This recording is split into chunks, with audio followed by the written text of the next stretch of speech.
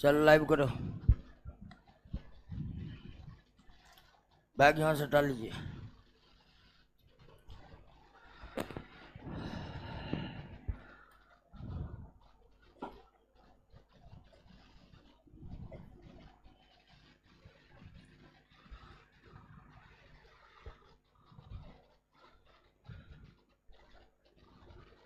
Font को बड़ा कर दे।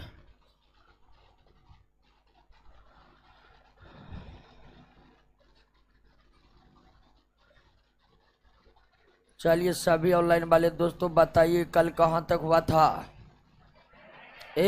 तुम लोग पूछ रहे हैं, ऑनलाइन वाले पूछ रहे हैं।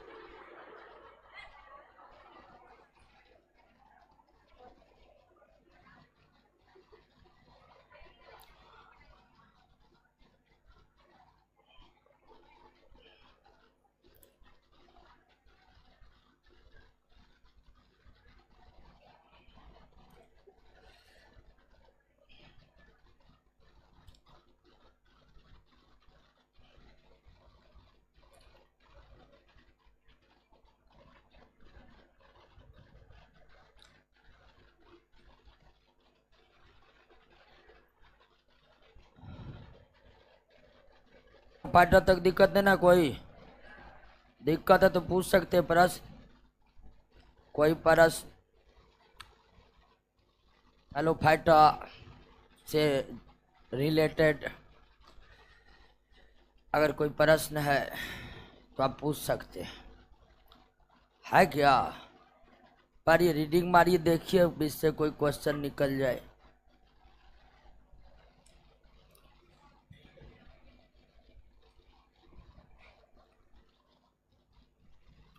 चलिए अब कमेंट करना बंद करिए, बहुत कमेंट आ गया है।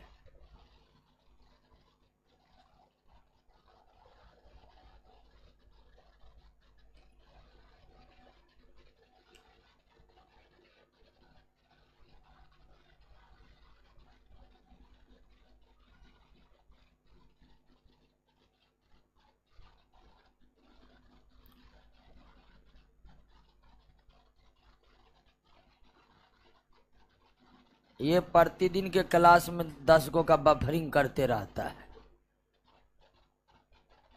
हर दिन क्लास में 4 को कमेंट करेगा बफरिंग कर रहा, बफरिंग कर रहा नहीं है ना, नेटवर्क रहता नहीं है तो बफरिंग नहीं करेगा। आपको क्या लगता है इतना बड़ा हम क्लास चला रहे हैं, रोज बफरिंग करवाएंगे भी स्टूडेंट का। दोस्तों जिसका भी नहीं चल रहा है वो मोबाइल की गलती से नहीं चल रहा है, इसलिए मोबाइल ठीक करवाइए। मोबाइल अच्छा वाला लीजिए जिसमें रैम हो 2 GB से ज्यादा।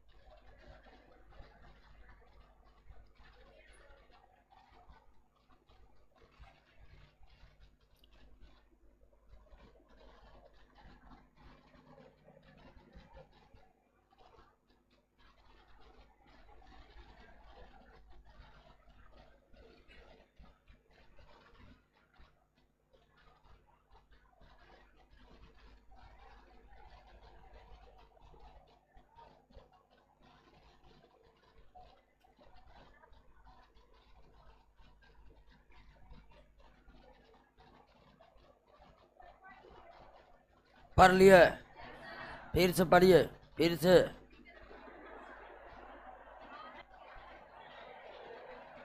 फिर से पढ़िए, असली रिवीजन क्लास में होता है, पढ़िए फिर से।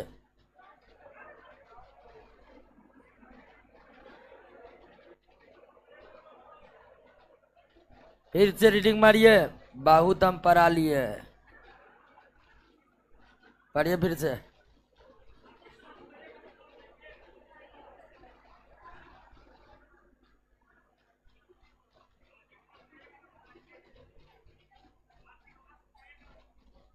आर्थिक मत का 1 नंबर लाइक है। आज एक क्वेश्चन आया, देख रिजल्ट देने वाला सब क्वेश्चन कर रहा है। असली विद्यार्थी आप लोग हैं। लाइकेन विपरीत परिस्थिति वाले वातावरण में उगकर पारिस्थितिक तंत्र को प्रारंभ करता है। लाइकेन वायु प्रदूषक के सूचक के तौर पर काम करता है। इसका मतलब क्या है? मतलब लाइकेन विपरीत परिस्थितियों में उगकर पारिस्थितिक तंत्र को प्रारंभ करता है। इस लाइन का मतलब यह है कि कोई बंजर भूमि है जहां एक भी पेड़ पौधे नहीं है, वहां कोई जंतु भी नहीं होता है।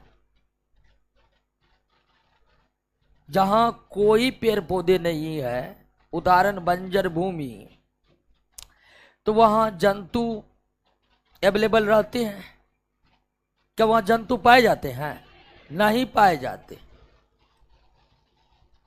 जंतु पाए जाए इसके लिए पौधा होना जरूरी है। पौधे के उत्पाद को शाकाहारी खाएंगे, शाकाहारी को मांसाहारी खाएंगे।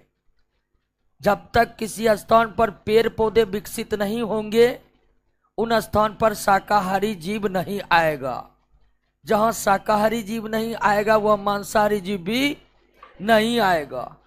और जहां मांसाहारी जीव नहीं आएगा, वहां बड़े बड़े मांसाहारी जीव भी नहीं आएंगे। तो आखिर एक बंजर भूमि पर जहां कुछ नहीं होता है, किसी भी जंतु के रहने की अनुकूल दशाएं वहां नहीं रहती है, वहां पर सबसे पहले उगता है लाइकेन। क्योंकि उस बंजर भूमि के प्रतिकूल पर्यावरण में भी कवक उगने में सक्षम होता है। तो पहले वहां कवक पहुंच गया, कवक वहां पर रहा, क्योंकि कवक तो हर जगह रह सकता है, बहुत ज्यादा सक्षम है पर्यावरण में रहने का, खराब पर्यावरण में रहने का। अब कवक जब रहने लगा, तो एक दिन शैवाल का बीजाणु उड़कर जा रहा था उसी के ऊपर से। कवक उसको लपका, कहां जा रहा है, आ जाओ। अर्थात किसी न किसी तरह से कवक की मुलाकात वहां पर कहां से, किससे हो गई? शैवाल से हो गई। अब कवक शैवाल से बोल रहा है कि बहुत दिन से हम रह रहे यहाँ पर, किसी तरह हल्का मिट्टी से पानी और खनिज लवण का व्यवस्था करके हम अपने कोशिका में रखे हुए हैं। तुम तो क्लोरोफिल वाला है, ये सब लेकर प्रकाश संश्लेषण करो, खाना बनाओ, हमें भी दो। और इस तरह से उस जगह पर रिलेशन बन गया कवक और शैवाल का, और बन गया क्या? लाइकेन। 1 लाइकेन बना, 2 लाइकेन बना, 3 लाइकेन बना। फिर उस बंजर भूमि पर लाइकेन का बौछार हो जाता है। और लाइकेन जब बहुत ज्यादा संख्या में पनप जाता है, तो वहां वो छोटे छोटे पौधे जिसकी आयु 3 महीने या 6 महीने या 1 वर्ष से कम होती है, वो सब पौधे के बीज अगर गिरते हैं लाइकेन पर, तो उस बीज को अंकुरित होने का जितना माहौल चाहिए सब लाइकेन उसे प्रदान कर देता है। तो धीरे धीरे छोटे छोटे पौधे भी वहां उगने लगते। छोटे छोटे पौधे उग रहा है, तो उसके बाद बड़े बड़े पौधे उगने का भी मार्ग खुल जाता है। बड़े बड़े पौधे उगने लगे तो फिर जो है बड़े बड़े वृक्ष वाले पौधे उग जाते हैं। और इतना कुछ हो गया, उसके बाद जंतु आकर रहने लगते हैं। और एक बंजर भूमि जो होता है, वो एक नए पारिस्थितिक तंत्र में क्या होते हैं? बदल जाते। तो कोई भी बंजर प्राकृतिक भूमि है, वहां बिना मानवीय हस्तक्षेप से अगर पारिस्थितिक तंत्र का विकास करना है, तो हमें लाइकेन को वहां सबसे पहले भेजना पड़ेगा। अर्थात अगर बिना मानवीय हस्तक्षेप से बंजर भूमि पर पारिस्थितिक तंत्र प्रारंभ हुआ है तो उसके प्रारंभकर्ता कौन होते हैं? लाइकेन होते हैं। यही बात वहां लिखा हुआ है। और दूसरी बात कि लाइकेन वायु प्रदूषक के अच्छे सूचक होते हैं। तो लाइकेन वायु प्रदूषक के अच्छे सूचक होते हैं, इसके बारे में तो बताए कि लाइकेन या कवक और शैवाल के बीच का सहजीवी संबंध केवल ऐसे वातावरण में बन सकते हैं जो वातावरण प्रदूषित, अर्थात जहां का वायु प्रदूषित नहीं हो। और अगर कहीं पर लाइकेन है या कवक शैवाल की सहजीवी संबंध बना हुआ है और वहां की वायु प्रदूषित हो गई है तो फिर लाइकेन अब एक एक करके क्या करने लगता है? मरने लगता है। तो अगर विशेष क्षेत्र के लाइकेन एक एक करके मरने लगते हैं, विशेष क्षेत्र के लाइकेन एक एक करके मरने लगते हैं, तो हम समझ जाते हैं कि वहां का वायु क्या हो चुका है? प्रदूषित हो चुका है। क्लियर? एक को जो लाइकेन कैसा होता है, लाइकेन भी थैलस के समान होता है। वैसे हर सजीव के बारे में जानने लगेंगे कि कैसे होता है कैसे होता है, तो कितना मिलियन सजीव है पता चलेगा। सजीवों के पहचान में ही हमारी उम्र बीत गई। तो बहुत ज्यादा दिमाग नहीं लगाना है कि यह कैसे होता है वो कैसे होता है। जैसे भी होता होगा, आपको याद करना है, क्योंकि आपको दरोगा बनना है, बायोलॉजी का प्रोफेसर नहीं। क्लियर? चलिए दूसरा क्वेश्चन, आज क्वेश्चन का ही जवाब दिया जाएगा।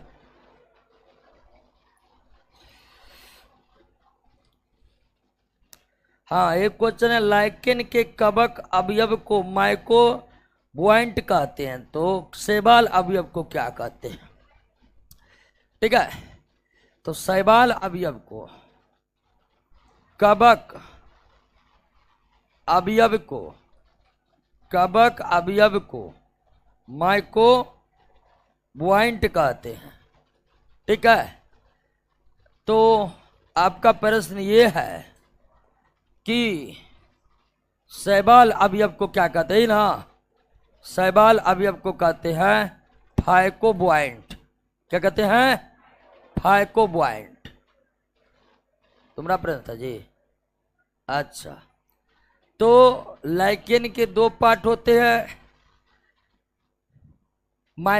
कवक वाला और शैवाल वाला। कवक वाला को क्या कहते हैं और शैवाल वाला को क्या कहते हैं? फाइकोबॉयंट। चलिए एक क्वेश्चन एक आ गया, थैलोफाइटा क्या होता है? सुधीर कुमार, वाह वाह वाह, पूरा रामायण बता दिए। और रावण को कौन मारा अब तक पता नहीं चला। सवाल ये है थैलोफाइटा क्या है। अब हम सिर पकड़ कर रोए कि सिर पकड़ कर अपना ही सिर फोड़ ले? बताइए आप लोग क्या करें? फोड़ ले? बाप रे, जरा सा भी सुनानुभूति नहीं है। पूरा का पूरा कल तो बताई थे कि पौधे को थैलोफाइटा, बरफाइटा, टेरिडोफाइटा, जिम्नोस्पर्म और एंजियोस्पर्म में बांटा गया है। तो थैलोफाइटा क्या है? तो पृथ्वी पर पौधों की विशाल दुनिया है, इसीलिए समान गुण वाले पौधे को अलग अलग समूहों में हमारे वैज्ञानिक ने बांटा है।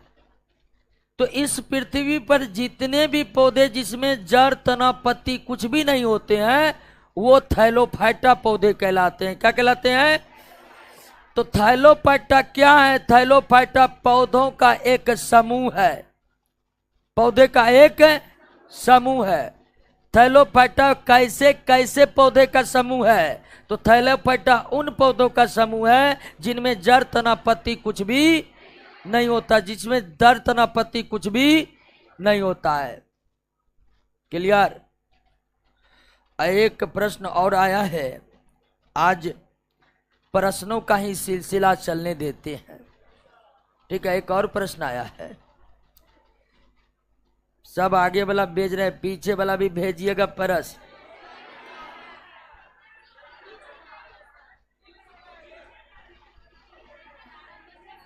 अच्छा, पीछे सर, हमको पता है असली टैलेंटेड हमारे पीछे वाले दोस्त। ठीक है, ऑनलाइन भी प्रश्न, शैवाल कैसे किसके सहायता से प्रचलन करता है? तो शैवाल तो पानी में रहता है और शैवाल में एक खास प्रकार की गति पाई जाती है और उस गति को कहते हैं अनुचलन गति। क्या कहते हैं? अनुचलन गति कहते हैं। तो शैवाल में कोई प्रचलन अंग नहीं पाए जाते हैं, शैवाल में एक खास प्रकार की गति पाई जाती है जिसको कहते हैं अनुचलन गति। अब अनुचलन गति का एक उदाहरण समझ लीजिए। अच्छा प्रश्न किया है, और प्रश्न उनका यह है कि शैवाल में कौन से प्रचलन अंग पाए जाते हैं, शैवाल किस अंग से गति करते हैं? तो पौधों की दुनिया में जो स्थल पर है वो तो गति करते नहीं है, लेकिन पौधे जो जलीय हैं वो गति करते हैं। अर्थात जलीय पौधे जल में एक स्थान से दूसरे स्थान तक आते जाते हैं, इसके लिए उसमें अनुचलन गति पाई जाती है। क्या पाई जाती है? अनुचलन गति पाई जाती है। अब अनुचलन गति क्या है? तो किसी खास प्रकार के रासायनिक पदार्थ या प्रकाश के तरफ गतिशील होना ही क्या कहलाता? अनुचलन गति। उदाहरण के लिए आपको याद होगा कि शायद 10वीं की किताब में एक प्रैक्टिकल है, 10वीं के जो बायोलॉजी है उसमें एक प्रैक्टिकल है। उस प्रैक्टिकल में यह कहा जा रहा है छात्र को कि आप एक बॉक्स लीजिए, उसके अंदर एक पौधा रखिए गमले में, और उस बॉक्स वो चारों तरफ से बंद है। फिर बॉक्स के ऊपरी भाग में एक छिद्र कर दीजिए। तो कुछ दिनों के बाद वो जो बॉक्स के अंदर पौधे वो छिद्र के तरफ मुड़े हुए प्रतीत होंगे। ऐसा क्यों हुआ? ऐसा इसलिए हुआ कि पौधे को जिधर प्रकाश आ रहा था उधर वो क्या हो गया? मुड़ गया। ठीक है, जल में रहने वाले शैवाल में इसी तरह की गति होती है।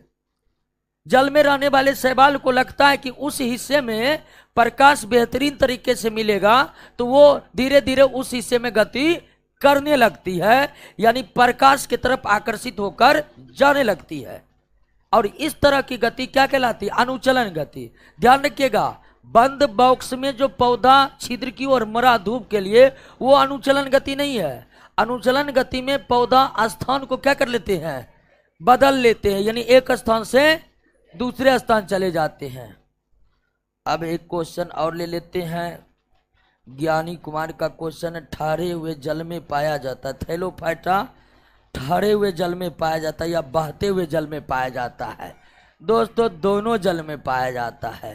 ठहरे जल में भी पाए जाते हैं और बहते जल में पाए जाते हैं, और मंद गति से भी बहते जल में पाए जाते हैं और तेज गति से भी बहते जल में पाए जाते हैं। ठीक है, क्या हुआ? हंसका रहे हैं, सही बता रहे हैं जी। कुछ ऑनलाइन लेते हैं। क्वेश्चन, प्रोटोडर्मा क्या है? कछुए के पीठ पर उगने वाले शैवाल को प्रोटोडर्मा कहते हैं। कछुए के पीठ पर उगने वाले शैवाल को प्रोटोडर्मा कहते हैं। सवाल धीरे धीरे भेजिए ऑनलाइन वाला, बहुत जल्दी। कुछ लोग कह रहे हैं कि मनुष्य के पूर्वज कौन है? बंदर है, बंदर।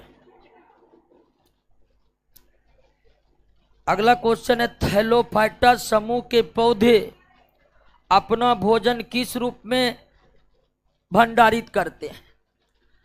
तो थैलोफाइटा समूह के पौधे नहीं, इस पृथ्वी पर जितने भी पौधे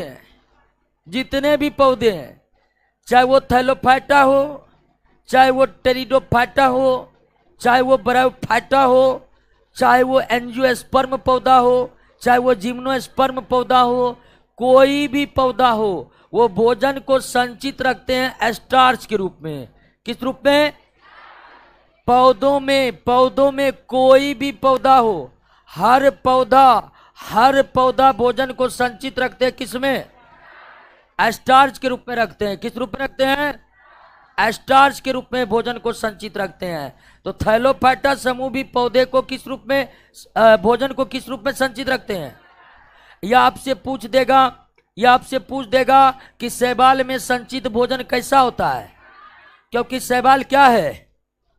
पौधा है। शैवाल क्या है? सारे पौधे भोजन को किस रूप में संचित करते हैं? किस रूप में? स्टार्च के रूप में। कमेंट थोड़ा रोकिए, तो एक प्रश्न ले लेते हैं। थोड़ा कमेंट रोक दीजिए। अरे रोकने बोले तो रोक दीजिए। हाँ, एक क्वेश्चन लेते हैं। ब्रायोफाइटा समूह का सबसे बड़ा पौधा कौन है? अभी हम ब्रायोफाइटा का जवाब नहीं देंगे, ब्रायोफाइटा पढ़ाई नहीं है अभी। सिर्फ थैलोफाइटा और चैप्टर 1, 2, 3 के प्रश्न आप पूछ सकते, उसमें कोई दिक्कत है? रोकन जी तोरा रुकता नहीं है तो रोकिए ना जी। तो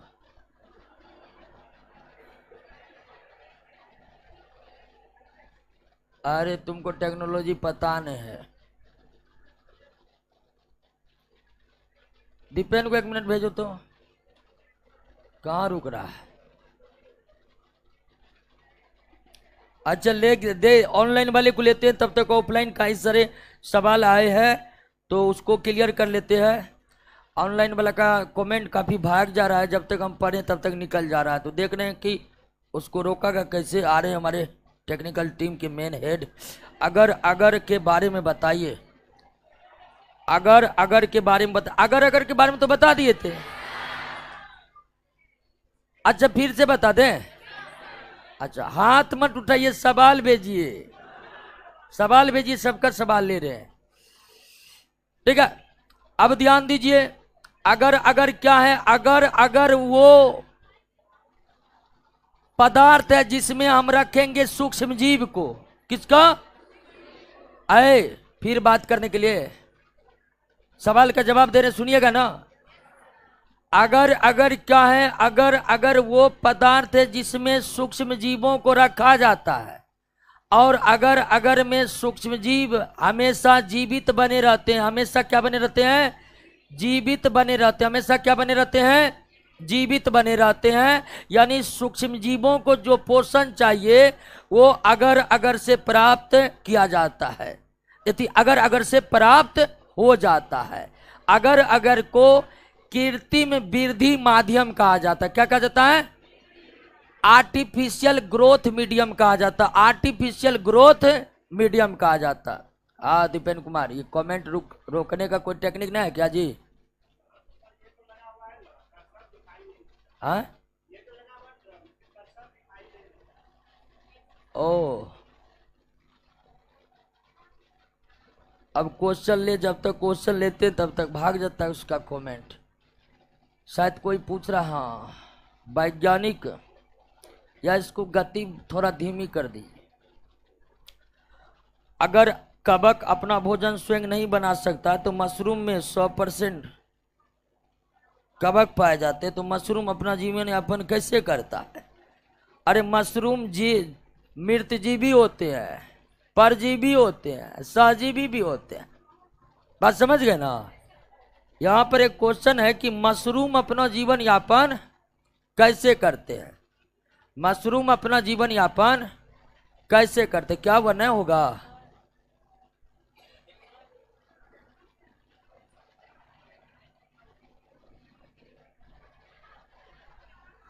हाँ, तो मशरूम जो है, मान लीजिए मशरूम लकड़ी पर उगा, कुछ मशरूम किस पर उगा?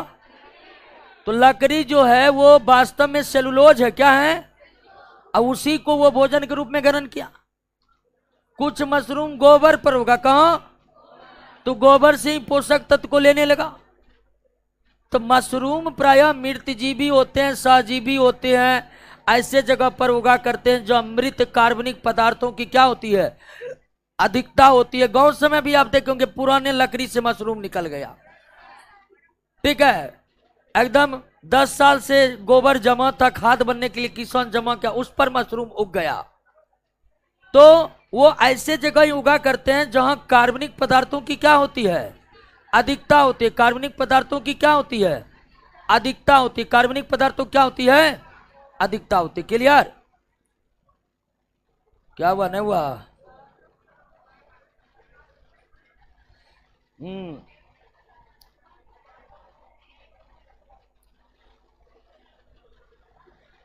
अगला क्वेश्चन है, एल्जिनिक एसिड समुद्री शैवाल से निकाला जाता है, कैसे निकाला जाता है?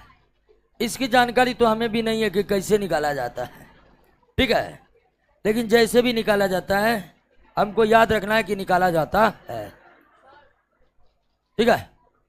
एल्जिनिक एसिड समुद्री शैवाल से निकाला जाता है। अब निकालने के दौरान बातचीत नहीं करिए, निकालने के दौरान आखिर कौन कौन से प्रोसेस होता है इसकी जानकारी बुक में भी नहीं है। एनसीईआरटी का बुक पढ़िएगा, उसमें भी एक ही लाइन दिया हुआ है कि एल्जिनिक एसिड की प्राप्ति शैवालों से होती है, किस तरह से होती है, किन कंडीशन में होती है, इस सब की जानकारी नहीं है और हमें नहीं लगता कि इससे रिलेटेड प्रश्न को पूछेगा। एक शैवालों के आर्थिक महत्व में 6 नंबर का पॉइंट पूछ रहा है, क्या है?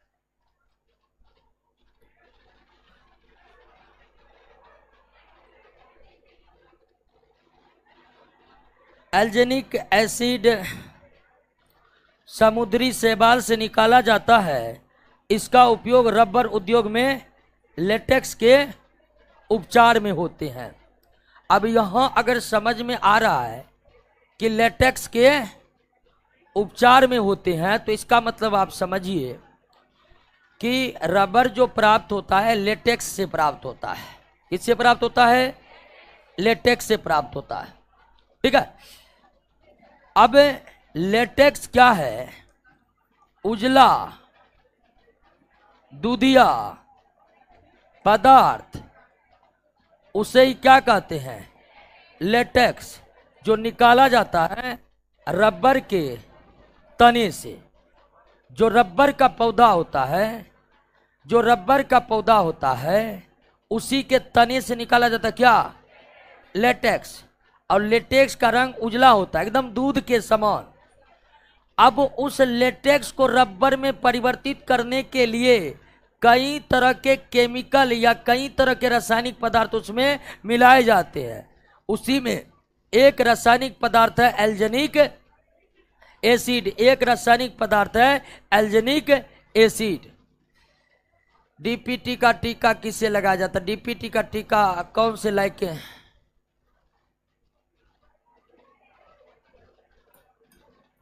क्या हुआ? अरे तुम लोग जो एक टेक्नोलॉजी नहीं जान सकते हो ना,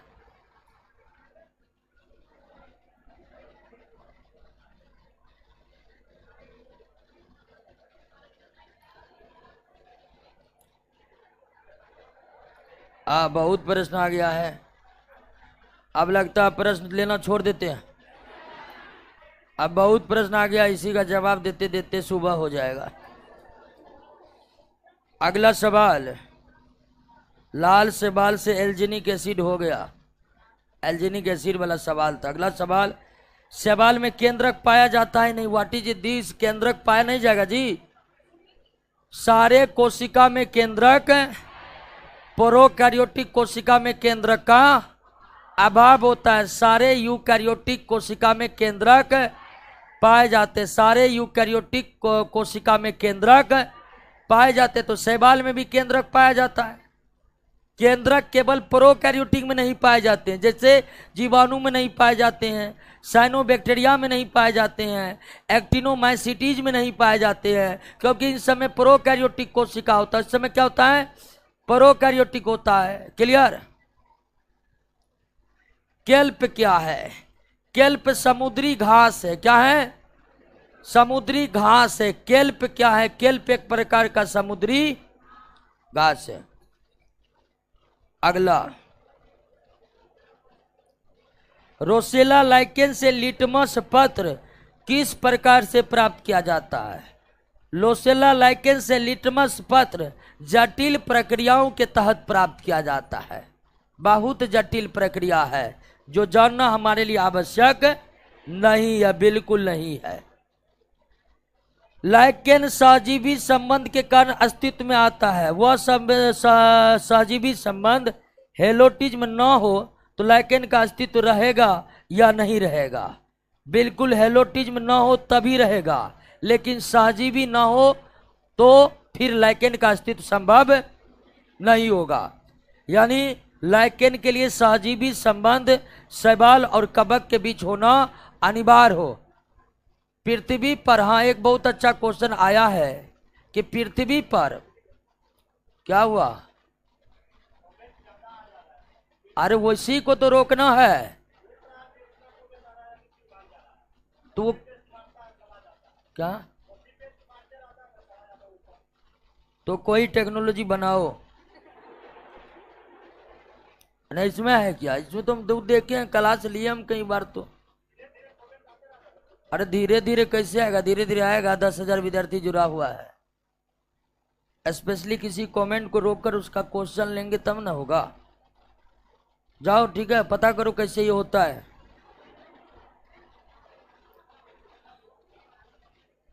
अगला, भूरा शैवाल की प्रकृति कैसी होती है और उसका पीएच मान कितना होता है?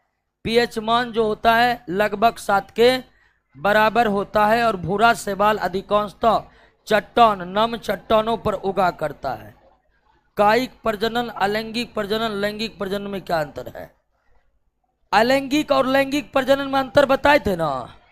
हाँ, तब तो बता दिए। तो कर लैंगिक, अलैंगिक और कायिक जनन की जहां तक सवाल है, कायिक जनन अलैंगिक जनन ही है।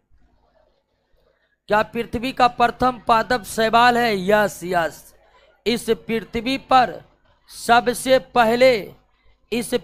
पर सबसे पहले पादपों की उत्पत्ति किस रूप में हुई है? थैलोफाइटा के रूप में हुई है, ठीक है ना? सर्वप्रथम थैलोफाइटा ही आकर इस पृथ्वी पर पौधों की जीवन की शुरुआत की है। पौधों के जीवन की शुरुआत की थैलोफाइटा पृथ्वी का प्रथम पादप है। थैलोफाइटा पृथ्वी का प्रथम पादप है। ध्यान रखिएगा, जो जीव जितना विकसित होते हैं वो पृथ्वी पर उतना ही नया होते हैं। उदाहरण के लिए मानव काफी विकसित है, लेकिन पृथ्वी पर इसका इतिहास अन्य जंतु जैसे बंदर की तुलना में काफी नया है।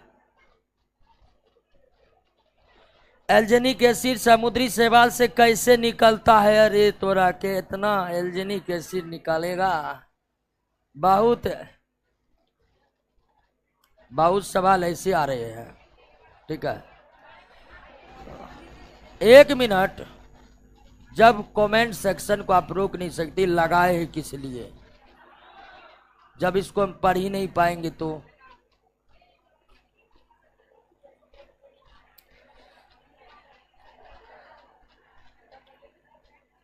अरे इधर सुनिए, ज्यादा दिमाग मत लगाइए, जाइए ऐप वाला से बात करिएगा, वो बताएगा कैसे होगा, ठीक है? या कोई नया सॉफ्टवेयर देगा और उस सॉफ्टवेयर में ये प्रोसेस रहेगा, ठीक है? नॉर्मल प्रॉब्लम, ऐसा नहीं कि बहुत बड़ा कोई टेक्नोलॉजी ऐसा होता है, ठीक है?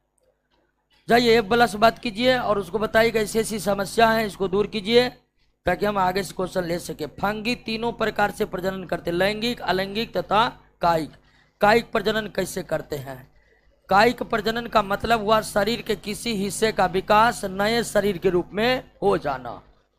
कायिक जनन का मतलब हुआ कि शरीर के किसी हिस्से से नए शरीर का निर्माण हो जाना। उदाहरण के लिए गुलाब के बता रहे हैं कुछ, समझ ले।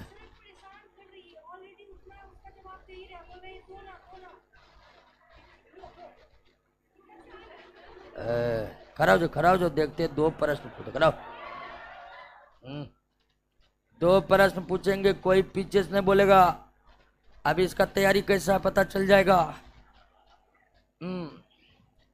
बोलिए, टाइफाइड रोग में कोई पीछे से नहीं बोलेगा, ठीक है? करो मरो के सवाल है, कोई पीछे नहीं बोलेगा। हाँ, जवाब दीजिएगा। बहुत आसान क्वेश्चन पूछ रहे, दरोगा बनिएगा ना? बनना है कि नहीं? 100% बनना है कि खाली मन करता है बनने का? अरे कोई दिक्कत नहीं है, सवाल का जवाब देने में आपको क्या दिक्कत है? हम थोड़े बोले आपको कुछ बोले, कंप्लेन के आपको कुछ बोले कुछ हो। सवाल पूछने का अधिकार है कि ना हमको?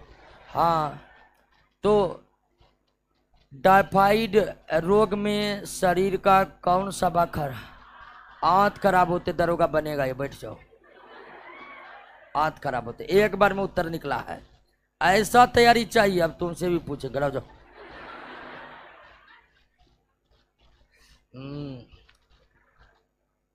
टाइफाइड रोग में आंत खराब होता है। दूसरा ऐसा कौन रोग है जिसमें आंत खराब होता है? पीछे कौन बोलेगा?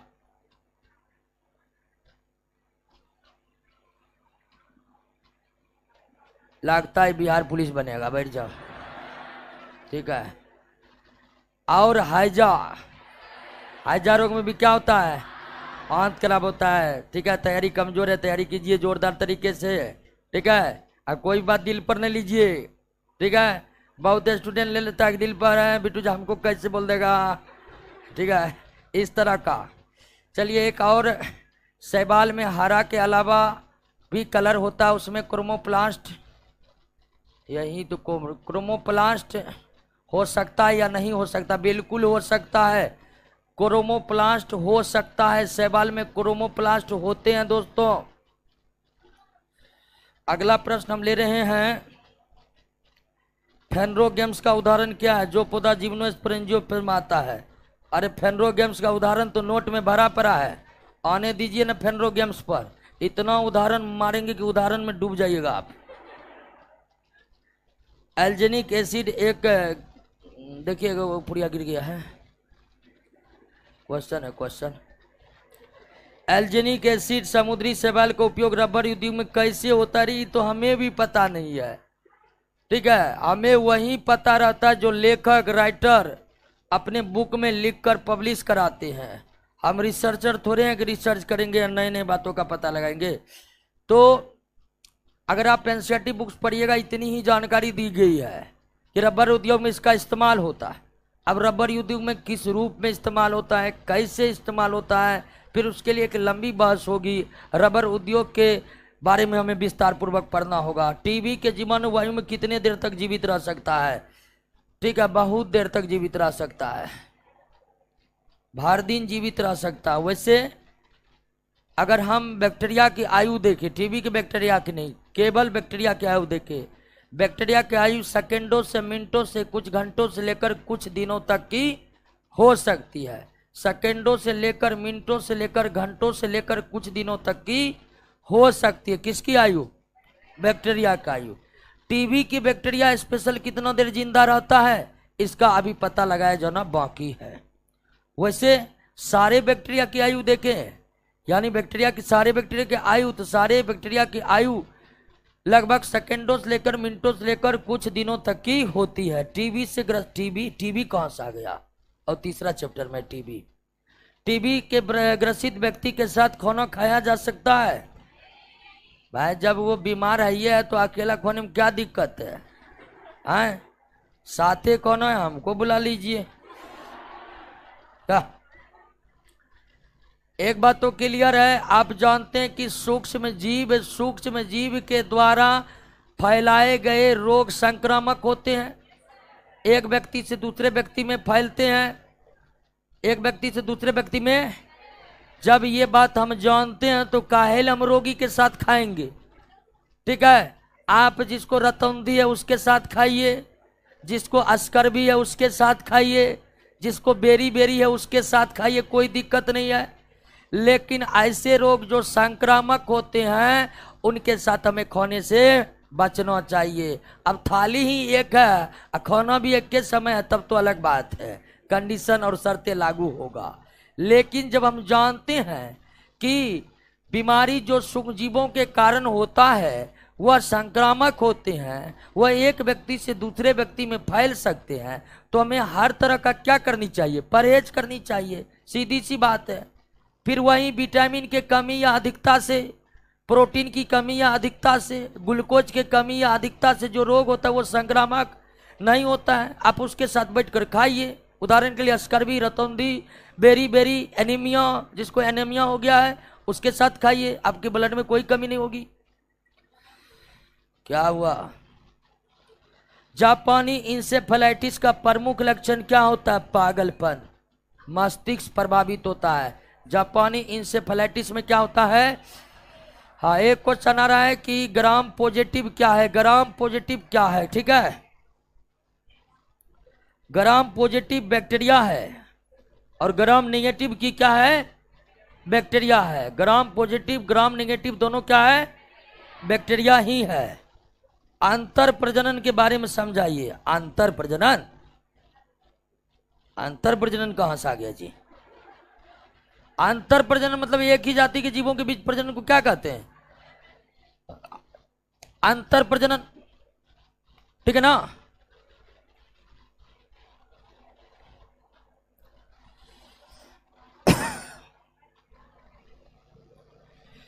वह संवहन बंडल जिसमें जाइलम के दोनों ओर फ्लोएम पाया जाता है उसे क्या कहते हैं? इसको तो बताए हैं, इसको पूरा विस्तार पूर्वक बताए हैं दूसरा चैप्टर में, तो वहां जाकर एक बार देख लीजिएगा। क्योंकि बहुत बड़ा गदादार कवक किसे कहते हैं? गदादार कवक ऐसे कवक को कहते हैं जिसकी आकृति गदा के समान होती है। एल्जेनिक एसिड क्या है? एल्जेनिक एसिड एसिड है, और एसिड का मतलब है कि वो हाइड्रोजन आयन देने में सक्षम होगा। कोलोरेला शैवाल आम जनता के लिए किस प्रकार उपयोगी है? सबके लिए एक के तरह से उपयोगी है, ऐसा नहीं कि आम जनता के लिए अलग से उपयोगी होगा। कोलोरेला शैवाल जो है वे प्रोटीन के स्रोत है। वो किसके स्रोत है? हाँ, एक क्वेश्चन है, खाने योग्य शैवाल और लाइकेन की पहचान कैसे किया जाता है? तो इसके लिए बोटनी पढ़ना पड़ता है बहुत डिटेल में जाकर, तब ऐसी पहचान हो सकती है। अगर हमें पौधों के बारे में पूर्ण पहचान करनी होगी तो एकमात्र तरीका है कि उसके बारे में हम स्टडी करें, और दूसरा तरीका ये है पहचान करने का कि आप पहचान करना ही सीख जाए। तो पहचान करने का कोई तरीका नहीं है, पहचान करने का एक ही तरीका है, विस्तार पूर्वक हम उसके बारे में अध्ययन करें, तभी ना हम पहचान कर पाएंगे। शैवाल में परिवहन कैसे होता है? हाँ, ये एक सवाल बहुत अच्छा है, शैवाल में परिवहन कैसे होता है? हम जानते हैं कि पौधे में परिवहन के लिए जाइलम और फ्लोएम उत्तक होते हैं। परिवहन के लिए जाइलम और फ्लोएम उत्तक होते हैं, लेकिन शैवाल में तो जड़ तना पत्ती कुछ भी, तो जाइलम फ्लोएम का सवाल ही नहीं उठता है। जाइलम फ्लोएम तो तब होगा जब उसमें जड़ होगा, तना होगा, पत्ती होगा, क्योंकि जाइलम का काम है जड़ से पानी को कहां तक पहुंचाना? तना और पत्ती तक पहुंचाना। कहां तक पहुंचाना? तना और पत्ती तक पहुंचाना। तो शैवाल में तो ऐसा कुछ होता ही नहीं है, जड़ तना पत्ती कुछ भी होता नहीं है, तो परिवहन किस द्वारा होता है? तो शैवाल में परिवहन होता है विसरण विधि के द्वारा। किस विधि के द्वारा? विसरण विधि के द्वारा होता है। किस विधि के द्वारा होता है? विसरण विधि के द्वारा। और विसरण विधि आपको हम पढ़ाए हैं चैप्टर नंबर 1 सेल में विसरण पढ़ाए थे ना, अधिक सांद्रता से कम सांद्रता की ओर, अधिक सांद्रता से कम सांद्रता की ओर। खाने वाले लाइकेन और शैवाल के पहचान जो होगा वो विस्तार पूर्वक उसका अध्ययन करने के बाद ही होगा।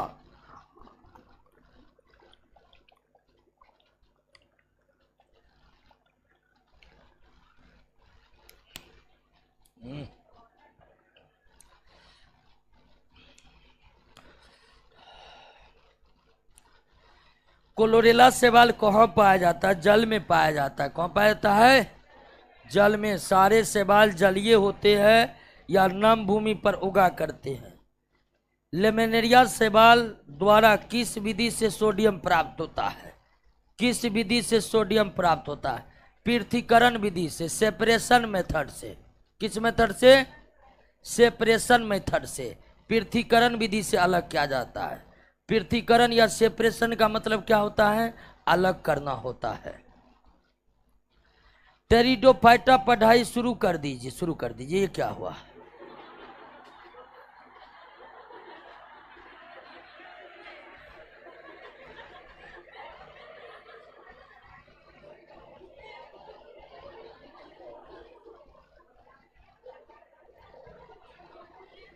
एक क्वेश्चन आया, प्लैंकटन घास है या शैवाल, इसके बारे में बताइए। सवाल है, प्लैंकटन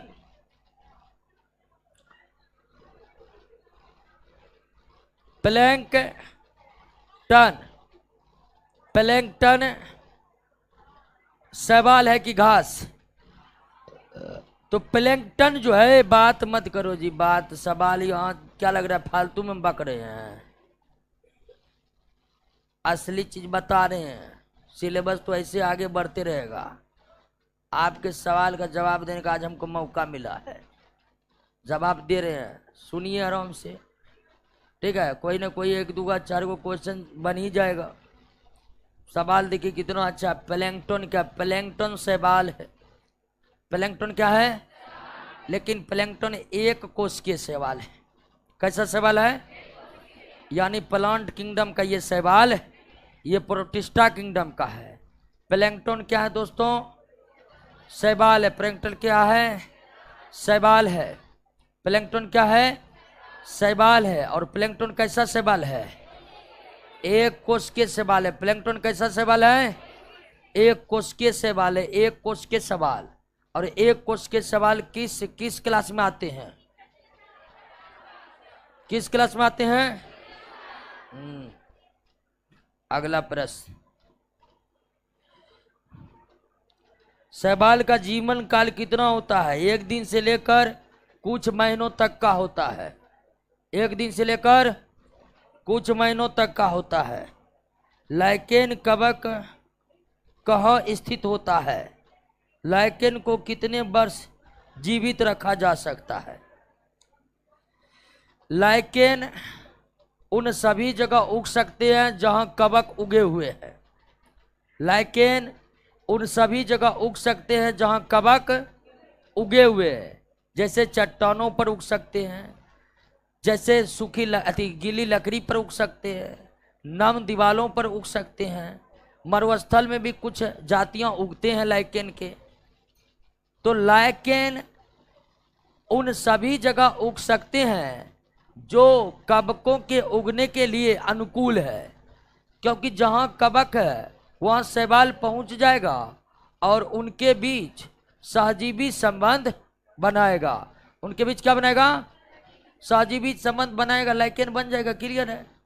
अब लाइकेन की आयु कितनी होती है?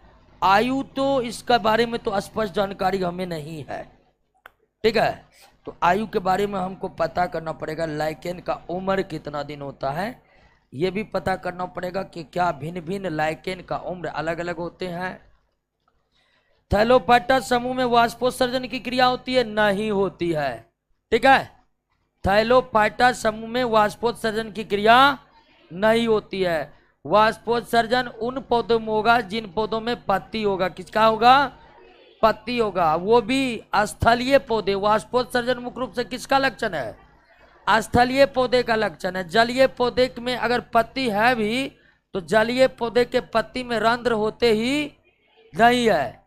जलीय पौधे में जलीय पौधे जिसमें पत्ती होते भी हैं उन पत्तियों में रंध्र पाए ही नहीं जाते हैं, इसलिए उसमें वाष्पोत्सर्जन नहीं होता है। अगला प्रश्न, क्लोरेला शैवाल से क्लोरीन नामक एंटीबायोटिक कैसे तैयार होता है? जटिल प्रक्रियाओं के जरिए तैयार होता है।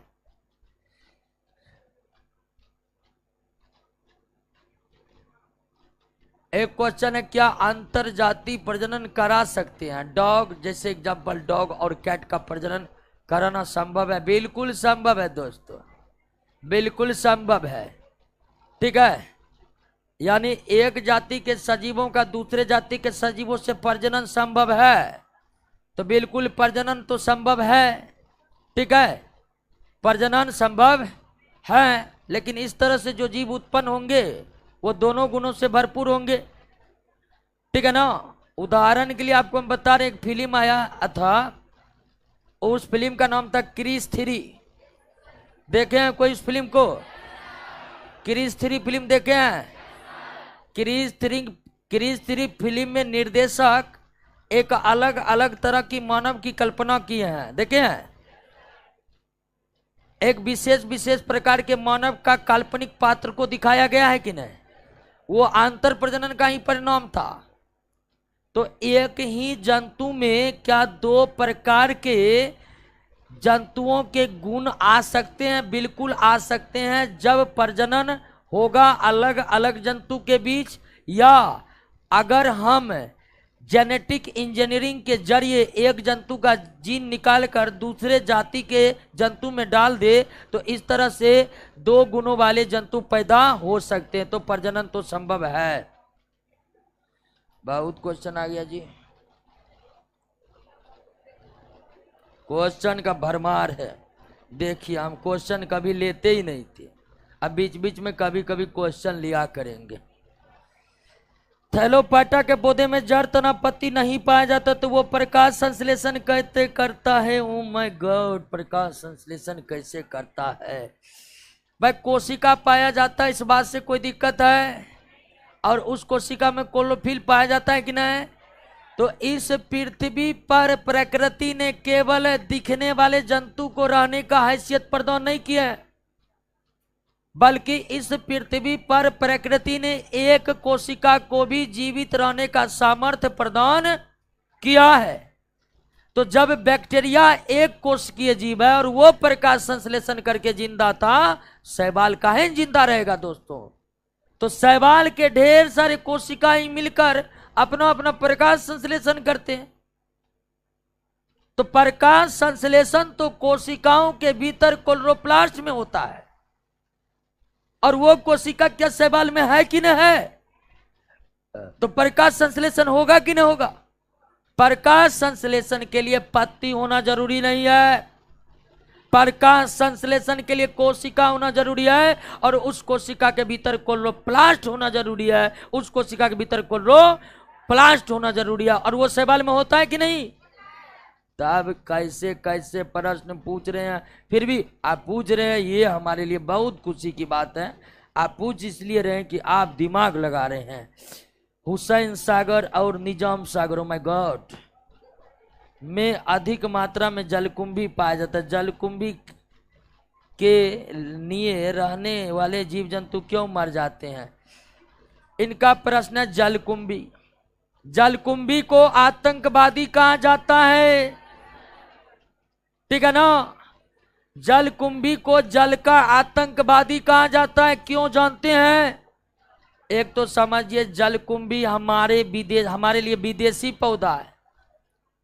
जलकुंभी जो है, जिसको हमारे मधेपुरा में, सुपौल में भाखन के नाम से जाना जाता है, उस जलकुंभी या भाखन का पौधा देसी पौधा नहीं है, विदेशी है।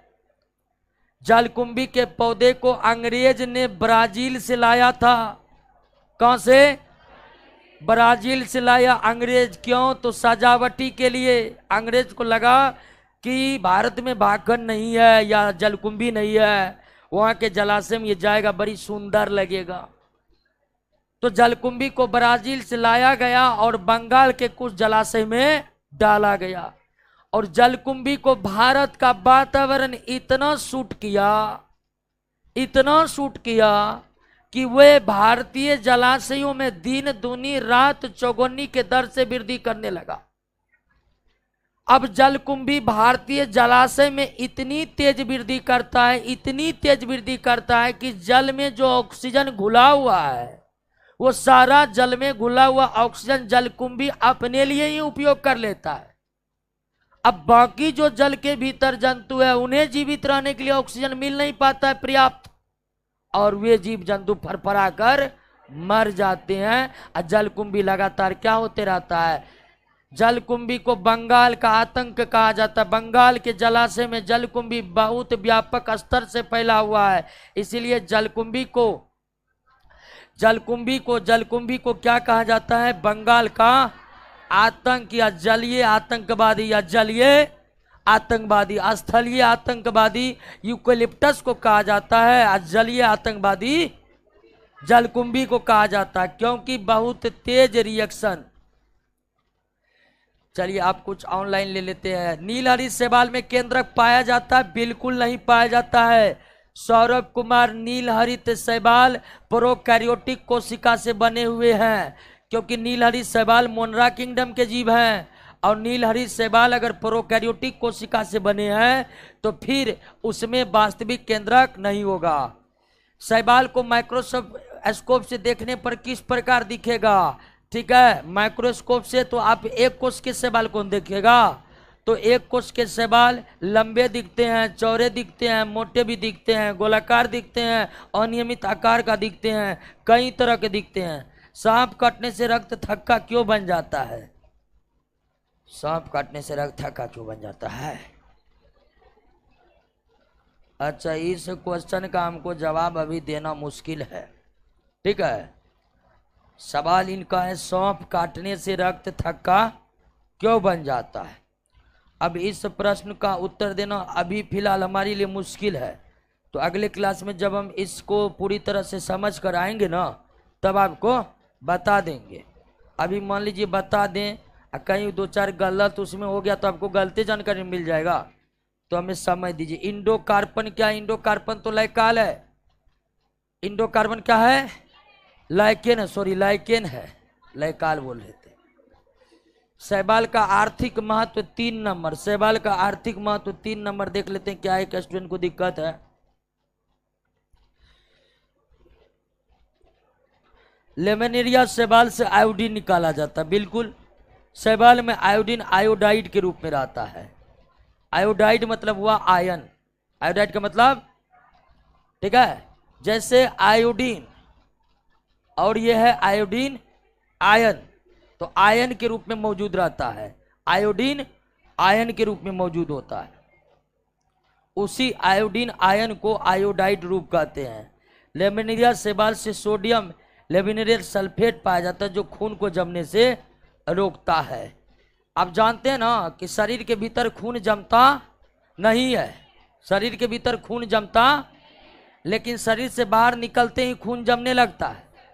इसीलिए ब्लड बैंक में खून को लंबे समय तक लिक्विड बनाए रखने के लिए उसमें sodium dextrate, sodium nitrate, sodium laminarate sulphate मिलाया जाता है, तब जाकर उसे ब्लड बैंक में रखा। तो ब्लड बैंक में हम ब्लड को डायरेक्ट नहीं रख सकते, क्योंकि सारा ब्लड जमकर क्या हो जाएगा? खराब हो जाएगा, क्योंकि ब्लड का ये लक्षण है।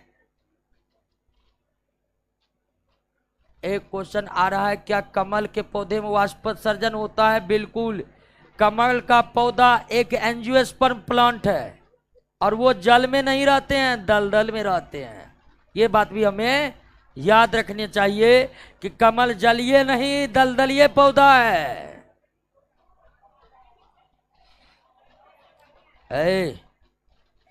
हम इतना प्रश्न का जवाब दे रहे हैं और आप लोग बात कर रहे हैं।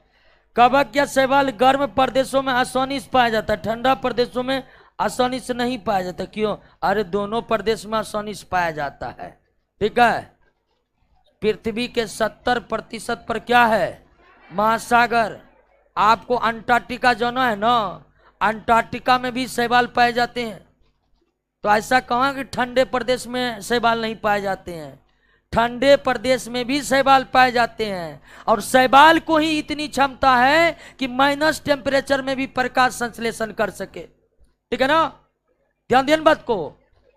शैवाल सामान्य जो पौधे आप देख रहे हैं अपने आसपास, वे सामान्य पौधे 5 डिग्री से कम टेम्परेचर पर प्रकाश संश्लेषण नहीं कर सकते हैं, लेकिन शैवालों में इतनी क्षमता है कि वो माइनस टेम्परेचर पर, टेम्परेचर -10 डिग्री है, फिर भी उस टेम्परेचर पर शैवाल प्रकाश संश्लेषण कर सकता है। तो शैवालों की 2000 से अधिक जातियां हैं, उसके कई जातियां केवल और केवल ठंडे प्रदेशों में ही उगते हैं। बारिश के मौसम में उगने वाले ग्रीन शैवाल को खाया जा सकता है? नहीं, नहीं खाइए। ठीक है,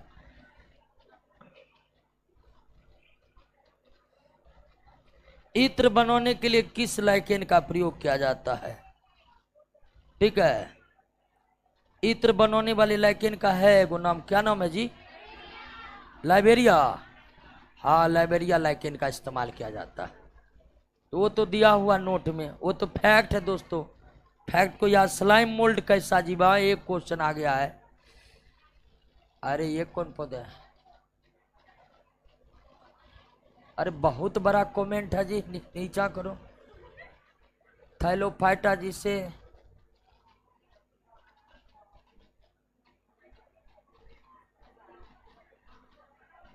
ये तो लगता है कोनो किताब निकाल कर छाप दिया है।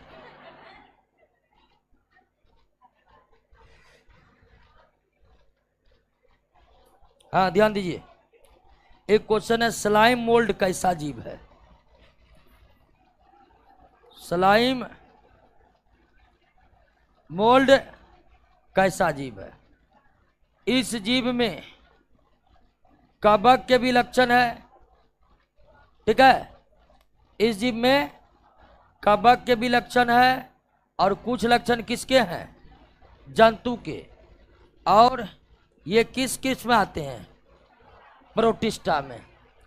तो स्लाइम मोल्ड एक ऐसा जीव है, स्लाइम मोल्ड एक ऐसा जीव है, स्लाइम मोल्ड एक ऐसा जीव है। कौन है जी? नीचे करो थोड़ा।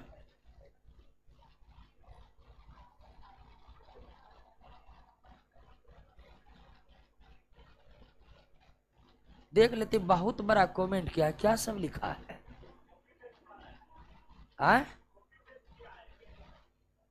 कॉपी इतना बड़ा पहले लिखा होगा तब ना कॉपी पेस्ट करेगा। नीचे करिए ना। हाँ वो तो पता है, इतना लिखेगा कैसे? कॉपी पेस्ट तो मारेगा, वो तो हमको भी जानकारी है। ठीक है, देख लेते क्या लिखा है, इतना मेहनत क्या है। क्या नाम है?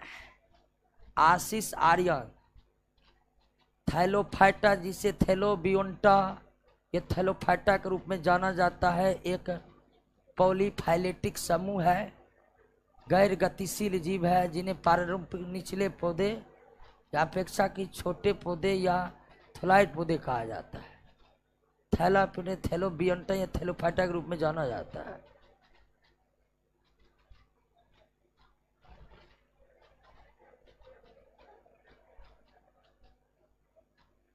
अरे अरे ब्लॉक करो, ब्लॉक करो इसको।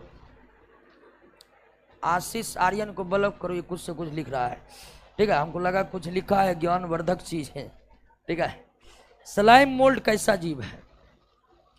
स्लाइम मोल्ड ऐसा जीव है जिसमें कवक के भी कुछ लक्षण मौजूद है और जंतु के भी कुछ लक्षण मौजूद है। स्लाइम मोल्ड, और ये किस फाइलम के हैं? किस फाइलम के हैं? प्रोटिस्टा फाइलम के। किस फाइलम के हैं? प्रोटिस्टा फाइलम के हैं। परबाल भित्ति और शैवाल में क्या अंतर है? परबाल भित्ति जंतु है और शैवाल कवक है। परबाल भित्ति जंतु है, परबाल भित्ति जंतु है, और जंतु के अंतर्गत सिलिंट्रेटा के अंतर्गत आते हैं। किसके अंतर्गत? सिलिंट्रेटा के। एक क्वेश्चन है, ले लेते हैं। नील हरित शैवाल कहाँ होता है? पेड़ों पर उगने वाले पौधा, जिम्नोस्फीयर या समुद्री शैवाल, द्रव संकुचन। क्या लिखा है? अंश चौधरी। नील हरित शैवाल कहाँ होता है? ये प्रश्न का हम जवाब दे देते हैं। नील हरित शैवाल नम मिट्टी में होता है, नील हरित शैवाल जल में भी होता है, नील हरित शैवाल मीठे जल और समुद्री जल दोनों में होता है। और पारंपरिक रूप से हमारे बिहार में धान के खेतों में नील हरित शैवाल बृहद मात्रा में पाए जाते हैं और धान के खेतों की मिट्टी को उपजाऊ बनाने में अपना योगदान देते हैं। क्लियर? तो आज के सेशन को दोस्तों यहीं रोकते हैं। आज पता नहीं अचानक मन किया कि अब क्लास को आगे ना बढ़ाए, तो काफ़ी ज़्यादा सवाल हम लिए और कभी कभी इस तरह का क्लास रखेंगे। ठीक है, आप लोग भी इस बात पर ध्यान रखिएगा कि पढ़ते समय कोई स्पेशल कोई सवाल मिले कि इसका उत्तर क्या हो सकता है, तो वो लिख करके आप रख लीजिएगा। बात समझ रहे हैं ना? और जब कभी इस तरह का क्लास हो तो आप प्रश्नों को हमारे पास भेजिए। ठीक है ना? तो कैसा रहा आज का क्लास? ठीक है, एक दिन ऐसा क्लास रखेंगे जिसमें जिंदगी से जुड़े सवालों का उत्तर हम देंगे। ठीक है, लाइफ और जो जिंदगी में समस्या है, ठीक है, और हर तरह की समस्या, जैसे कि खाना बनाने का टाइम कैसे मैनेजमेंट करे, जल्दी से जल्दी खाना कैसे बनाया जा सके ताकि समय का बचत हो, रात को जल्दी नींद कैसे आ सकती है कि ताकि सुबह समय पर उठा जा सके। एकदम जिंदगी से जुड़े सवाल है। इन सवालों को हम लेंगे स्पेशल क्लास, लेकिन तब तक देखते हैं कब मूड खराब होता है और फिर स्पेशल क्लास चलता है। ठीक है, और बाकी बहुत सारे प्रश्न आए, सबका तो जवाब देना संभव नहीं है, लेकिन लगभग का जवाब दे दिया दोस्तों, लगभग सवाल का जवाब दे दिए हैं। अब क्लास को थैलोफाइटा से आगे कल बढ़ाएंगे। क्या मजा आया कि नहीं आया? अब नहीं आया मजा तो क्या करिएगा। ठीक है, तो थैलोफाइटा के बाद बर्फाटा न था, कल आगे बढ़ाएंगे बर्फाटा को, कल के क्लास में। मेढक श्वसन क्रिया कैसे करता है? आने दीजिए ना मेढक को। मेढक तो तीन तीन तरह से श्वसन करता है।